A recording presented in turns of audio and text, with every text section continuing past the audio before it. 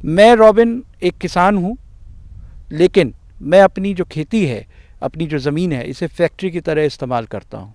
मैंने मान लिया है कि मेरे इस फैक्ट्री में जितने प्रोडक्ट प्रोड्यूस होंगे उतनी ही ज़्यादा बेहतर मेरी आमदनी होगी।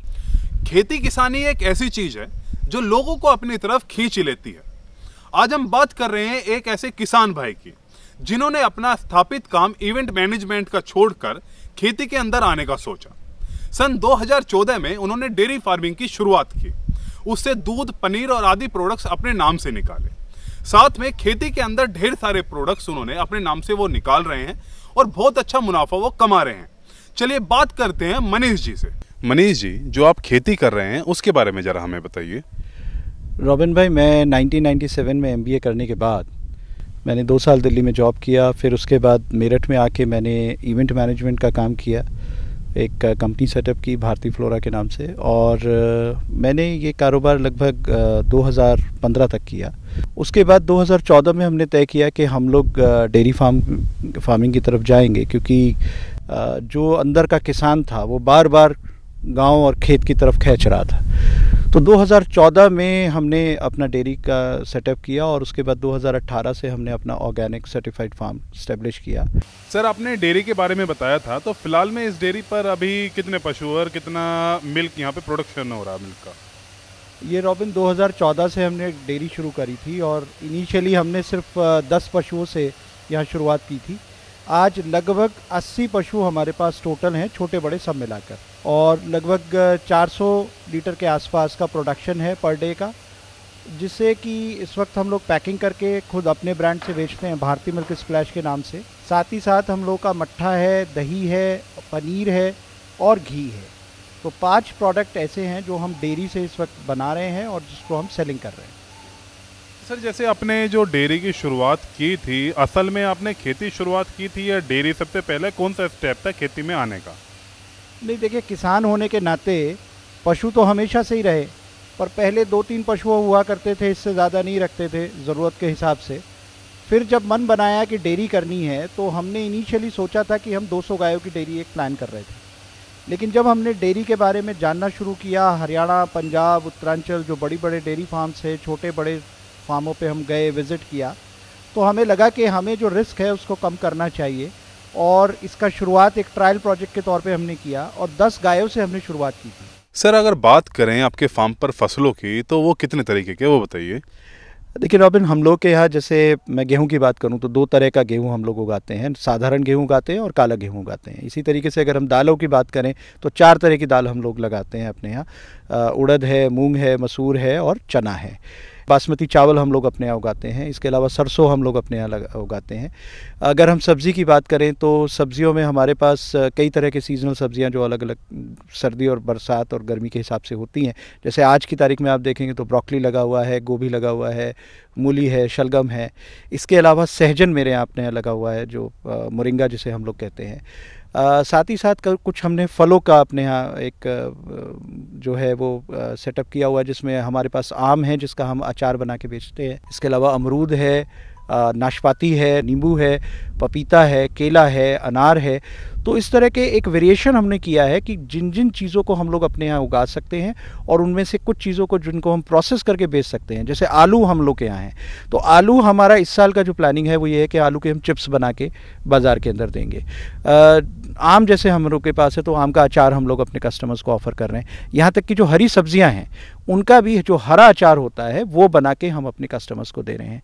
गन्ना हमारे पास है तो उसको जहाँ एक तरफ गुड़ और शक्कर है, साथ ही साथ हम लोग विनेगर इस बार अपने कस्टमर्स को अपने यहाँ का ऑफ़र करने वाले हैं, जो कि पूरी तरह से ऑर्गेनिक होगा और सर्टिफाइड ऑर्गेनिक फार्म का प्रोड्यूस होगा। ये सर बोलने में जैसे आपने बोला तो 1 मिनट में बोल दिया है, लेकिन क्या इतना आसान है इस चीज़ को आपके शब्दों में अगर मैं जानना चाहूँ वो बताइए। नहीं, आसान भी नहीं है और बहुत ज़्यादा मुश्किल भी नहीं है। दरअसल ये डिपेंड करेगा कि किस आदमी के पास किस तरीके के रिसोर्सेज मौजूद हैं। जैसे अगर मैं अपनी व्यक्तिगत बात करूं तो क्योंकि हमने 2014 में डेयरी फार्म शुरू किया था और अपना खुद का ब्रांड हमने लॉन्च किया भारती मिल्क स्प्लैश के नाम से, हम कस्टमर्स को होम डिलीवरी देते हैं। तो वो जो हमारे पास एक सेटअप था, इसके अलावा हमारे पास जब हम इवेंट्स का काम करते थे उसी ज़माने में हमने एक अपने यहाँ एक शॉप हमने प्रोक्योर किया हुआ था जिसमें हम पहले अपनी फूलों का सेलिंग किया करते थे। आज उसी शॉप में हम लोग अपने फार्म प्रोड्यूस रख रहे हैं। तो हमारे पास एक नेटवर्क था, एक रिसोर्सेज से एक इंफ्रा हम पे बना हुआ था, उसी को हमने सिर्फ खेती बाड़ी में कन्वर्ट कर दिया। अगर मैं एक नए किसान के बारे में बात करूं तो हो सकता है कि एकदम से उनको उन सब चीज़ों को करने में थोड़ी दिक्कत आए। ऑनलाइन प्लेटफॉर्म भी हम लोग ऑलरेडी कर रहे हैं, farmernest.org.in जो हमारा पोर्टल है। लेकिन उसमें भी क्या होता है कि अगर आपके पास अगर वैरायटी कम होगी तो आपके जो कस्टमर्स हैं उनकी चॉइस कम होगी, और अगर कस्टमर पे चॉइस कम होगी तो इसका मतलब आपका जो मार्केट है वो लिमिटेड होगा। तो धीरे धीरे आपके पास ज़्यादा से ज़्यादा लोग आएँ, ज़्यादा से ज़्यादा लोगों की ज़रूरत को आप पूरा कर सकें, इसके लिए एक थंब रूल है कि आप एक किसान के तौर पर, मैं रॉबिन एक किसान हूँ, लेकिन मैं अपनी जो खेती है, अपनी जो ज़मीन है, इसे फैक्ट्री की तरह इस्तेमाल करता हूँ। मैंने मान लिया है कि मेरे इस फैक्ट्री में जितने प्रोडक्ट प्रोड्यूस होंगे उतनी ही ज़्यादा बेहतर मेरी आमदनी होगी। और 2014 से लगातार हम इसी एक सिद्धांत के ऊपर काम कर रहे हैं कि हमें अपने यहाँ धीरे धीरे प्रोडक्ट्स को बढ़ाते जाना है। साल हमने प्लान किया है कि हम आलू को स्टोर नहीं करेंगे, हम उसके चिप्स बना के और वो मार्केट में देंगे। तो इसी तरीके से किसानों को ये धीरे धीरे और बहुत संयम के साथ, देखिए खेती किसानी कर ही वो सकता है जिसके पास संयम और धैर्य है, और अगर आप संयम और धैर्य के साथ इस काम को करेंगे तो आप धीरे धीरे उस स्तर पे पहुंच सकते हैं, अपनी ज़रूरत के हिसाब से, अपने ग्राहकों की ज़रूरत के हिसाब से, कि आपको क्या चीज़ इंट्रोड्यूस करना है। हमने बहुत सारी चीज़ें हैं जो छोड़ दी हैं, अब नहीं उगाते हैं, बहुत सारी चीज़ें हैं जो इंट्रोड्यूस कर दी हैं। जैसे चना हमने पहली बार बोया, पिछले 3 सालों से हम जो है सिर्फ दाल, उड़द, मूंग और मसूर लगा रहे थे। इसी तरीके से कुछ चीज़ें हैं जो हमने ड्रॉप कर दी हैं कि भाई अब इनका उस तरीके से मार्केट नहीं मिल रहा है तो हम इसको नहीं करेंगे या उसको कम कर देंगे। जैसे हल्दी है तो हल्दी का हमें बहुत बल्क मार्केट नहीं मिल रहा है, क्योंकि हाउस होल्ड में कम ज़रूरत होती है हल्दी की, चाहिए सबको। तो अगर मान लीजिए मैं 20 बीघा हल्दी लगा दूंगा तो वो मेरे लिए कोई फ़ायदे का सौदा नहीं होगा। इसलिए कुछ खेती को बड़ा करना और कुछ खेती को छोटा करना, ये सब चीज़ें हर किसान को अपने स्तर पर अपनी ज़रूरत, अपने बाज़ार के आधार पर तय करनी चाहिए। सर, जैसे आपने कहा कि जो कुपोषित पौधा होता है कभी भी वो अच्छा फल नहीं दे सकता, तो आप पोषण कैसे देते हैं अपने पौधों को, वो बताइए। नहीं, हम लोग काफ़ी कुछ चीज़ें यूज़ करते हैं जो पूरी तरह से ऑर्गेनिक सर्टिफाइड हैं या ऑर्गेनिक इन प्रैक्टिस हैं। जैसे कि बायोगैस सेलरी है, आपका वेस्ट डिकम्पोज़र है, इसके अलावा वर्मी कंपोस्ट है, और एक न्यू लीफ करके एक प्रोडक्ट आता है, गुजरात की एक कंपनी है, उनके पैलेट्स आते हैं जो कंप्लीट न्यूट्रिशन एक तरीके से मिल जाता है पौधे को, और उसको इस्तेमाल करते हैं रेगुलर बेसिस पे। तो ये सब चीज़ें हैं जिससे कुल मिला के आप जो पोषक की जो ज़रूरत है, जो पोषण की ज़रूरत है पौधे को, आप उसको पूरा कर सकते हैं उससे। किसान है, आर्थिक रूप से मजबूत नहीं है, क्या वो ऑर्गेनिक खेती के अंदर आ सकते हैं या नहीं, वो बताइए। ये बड़ा अच्छा सवाल किया, क्योंकि जहाँ तक सवाल छोटे किसान का है, तो छोटा किसान एक हवा बना दी गई है कि आप कर रहे हैं तो तुरंत आपकी जो आमदनी है वो काफ़ी बढ़ जाती है, और ऑर्गेनिक में खर्चा नहीं है, ऑर्गेनिक बहुत अच्छी तरह से हर किसान के लिए फेवरेबल है। लेकिन मेरा इसमें मानना ये है कि जो छोटा किसान है उसको बहुत सोच समझ के ऑर्गेनिक खेती की तरफ जाना चाहिए, क्योंकि जो सीधा सीधा नुकसान है उसको पहले साल में उसको होने वाला है वो ये है कि उसका प्रोडक्शन लॉस होगा, वो आपकी ख़राब होनी। तो ऐसी चीज़ों के ऊपर अगर किसान जो है शुरुआत में ना जाए धीरे, ये मेरा अपना एक सुझाव है कि किसानों को जो भी ऑर्गेनिक है, क्योंकि ऑर्गेनिक पूरी तरीके से बाज़ार के ऊपर आधारित खेती है। आप नॉर्मल फार्मिंग को ऑर्गेनिक फार्मिंग के साथ कंपेयर नहीं करें। नॉर्मल फार्मिंग के आपके पास मंडियां हैं ऑलरेडी, लेकिन अब आप देखें कि मेरठ जैसे। सर, ऑर्गेनिक के बारे में तो बहुत सुना, यहाँ तक कि प्रोडक्शन भी कम होती है, लेकिन और ढेरों सारी दिक्कतें इसके अंदर आती हैं, वो क्या क्या है, वो आप हमें बताइए। देखिए, सबसे बड़ी जो भ्रांति है रॉबिन, वो भ्रांति ये है कि जैसे ही हम ऑर्गेनिक की बात करते हैं तो कुछ लोग इस तरीके से बातें करते हैं कि जैसे ऑर्गेनिक फ्री में हो जाती है, गाय के पेशाब से हो जाएगी, गाय के गोबर से हो जाएगी, आपको कुछ खर्चा नहीं करना पड़ेगा। जबकि सच बात यह है कि ऑर्गेनिक जो नॉर्मल खेती है उससे महंगा सौदा है, और महंगा सौदा इसलिए है कि चाहे कोई किसान खुद अपनी मेहनत करे खेत में, या जो हम जैसा किसान है जो थोड़ा बड़ा किसान है, हम लेबर लगा के काम करते हैं तो कॉस्टिंग कई गुना बढ़ जाती है। जो खरपतवार है, जो घास है खेत में, जितना आप ऑर्गेनिक कंटेंट की तरफ जाएंगे, कार्बनिक मैटर आपके खेत में बढ़ता चला जाएगा, उतनी ही खरपतवार की जो मार है खेती में वो बढ़ती चली जाएगी।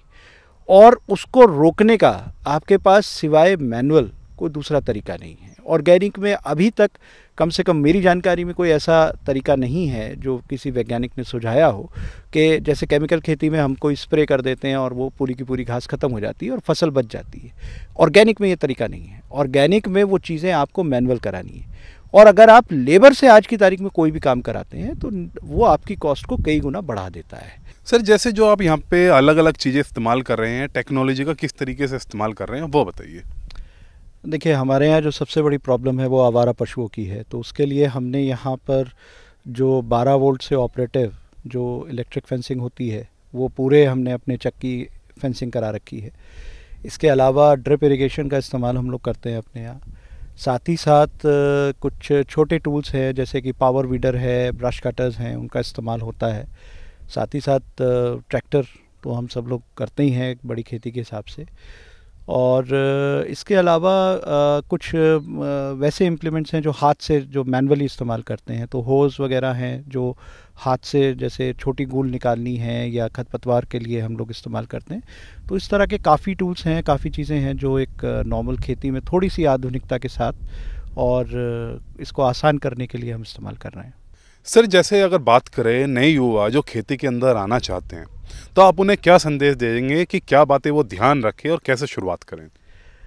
रोबिन, मेरा तो संदेश यही होगा सभी युवाओं से कि खेती में पढ़े लिखे लोगों की बेहद सख्त ज़रूरत है। आज खेती बहुत वैज्ञानिक तरीके से पूरी दुनिया में होती है। अगर आप देखेंगे कि हमारे अगर हम वर्ल्ड चार्ट देखते हैं तो चाइना या यूरोप के किसी भी कंट्री के मुकाबले हमारे यहाँ जो प्रोडक्टिविटी है वो बहुत कम है। और उसका बड़ा कारण ये है कि पढ़े लिखे लोगों की हमारे यहाँ कमी है, खेती करने में वालों में साइंटिफिक अप्रोच की कमी है और साथ ही साथ मार्केटिंग की कमी है। तो अगर इन 3 चीज़ों को हम देखें तो उसे एक पढ़ा लिखा युवा आसानी से पूरा कर सकता है। वो साइंटिफिक टेम्परामेंट के साथ खेती कर सकता है बेहतर तरीके से। साथ ही साथ वो अपने उत्पादनों को बेच सकता है जैसे हमने किया है, हम 2014 से कर रहे हैं। कोई भी किसान का बच्चा इस काम को कर सकता है कि अपना प्रोडक्ट बनाए, अपना ब्रांडिंग करे, लोगों के बीच में जाए, अपने प्रोड्यूस को करे और फार्म प्रोड्यूस को लेके जो एक बीच का जो नेक्सस है उसको तोड़ सकता है वो। तो पढ़े लिखे युवकों के लिए तो इसमें असीमित संभावनाएं हैं और बहुत उम्मीदें हैं इस सेक्टर को कि अगर पढ़ा लिखा नौजवान आता है तो निश्चित तौर पे भारत जो आज की तारीख में जो कृषि में जो कुछ कर रहा है इसे अभी 4 गुना और 6 गुना करने की संभावनाएं हैं, लेकिन होंगी तभी जब नया पढ़ा लिखा युवक इस खेती के अंदर आएगा और इसको अपनाएगा। तो भाइयों, ये थी हमारी मनीष जी से बात। इस वीडियो के अंदर हमने ऑर्गेनिक फार्मिंग के बारे में बहुत अच्छी जानकारियां ली, जिसमें ऑर्गेनिक फार्मिंग के अंदर क्या क्या मुश्किलें हो सकती है और कैसे हम इसके अंदर सफल हों। और अधिक जानकारी के लिए आपको डिस्क्रिप्शन के अंदर सर का नंबर मिलेगा, वहां पे जानकारी ले सकते हैं। कमेंट में भी हमें जरूर बताइए कि वीडियो के अंदर हम क्या क्या चीजें इंक्लूड कर सकते थे। यहाँ पर वीडियो समाप्त करते हैं। धन्यवाद। जय हिंद, जय किसान।